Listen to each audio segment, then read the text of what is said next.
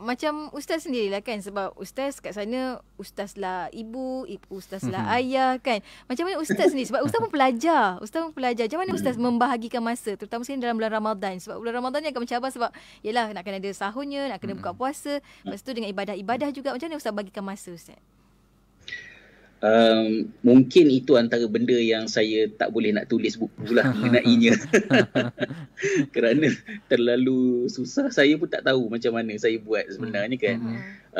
Tetapi ialah bila kita berada dalam situasi yang kita tidak ada pilihan, so kita kena juga melaksanakannya. Idea asalnya ialah kami sekeluarga berada di sini dan isteri saya juga berada di sini. Tetapi keadaan tidak mengizinkan, berlaku perubahan dan beliau tidak boleh bertugas di Finland kerana beliau perlu lulus terlebih dahulu ujian bahasa Finnish, maka baru boleh dapat lesen untuk bekerja sebagai doktor di Finland kan. Dan lesen untuk berbahasa Finnish tu yang masalahnya.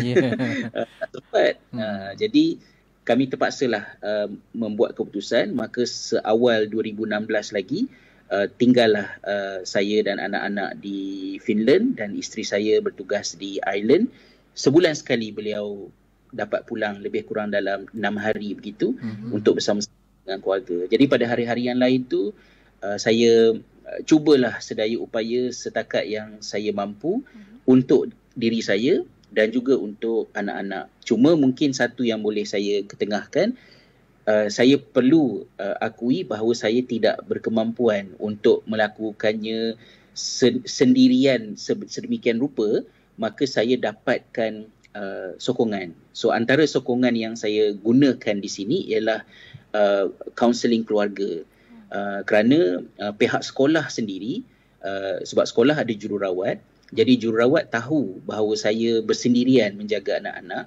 Maka jururawat tanya, apakah bantuan-bantuan yang boleh diberikan untuk membantu awak lah, sebagai orang kata technically single father kan, macam tu.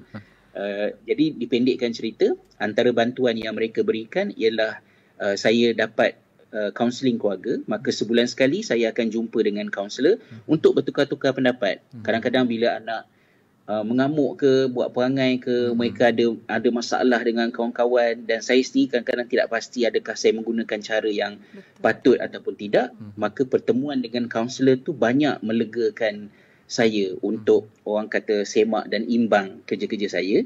Itu yang pertama. Kemudian yang keduanya, perkhidmatan yang juga ditawarkan kepada saya, cuma saya tak ambil lah yang ni, iaitu kami diberikan perkhidmatan membersihkan rumah percuma yang disediakan oleh City Council.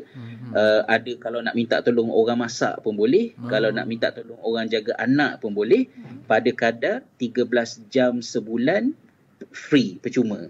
Ustaz tak ambil yang itu? Yang tu saya tak ambil sebab tak sempat nak ambil.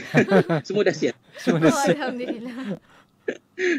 Itulah. Jadi di sini dari segi sistem tu saya akui dia basically-nya tidak ada orang yang sepatutnya menderita keseorangan. So dia sentiasa ada sistem agensi yang bertanggungjawab untuk membantu. So ada yang saya pakai, ada yang saya tak pakai. Kalau nak minta bantuan orang masak kat rumah tu, dia nak masak apa kan?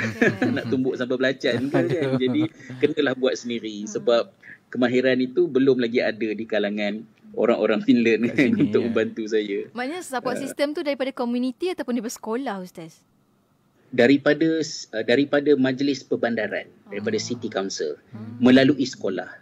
Maknanya sekolah ni sistem di sini, pihak sekolah sama ada jururawat ataupun social worker ataupun guru kelas sendiri, mereka tahu tentang situasi setiap pelajar, termasuklah situasi di rumah masing-masing. Jadi bila saya bersendirian di sini, pihak sekolah tahu. Cuma yang akan membantu saya ialah jururawat yang berhubung dengan saya untuk bertanya tentang adakah saya stres ke ataupun okey ke tak okey.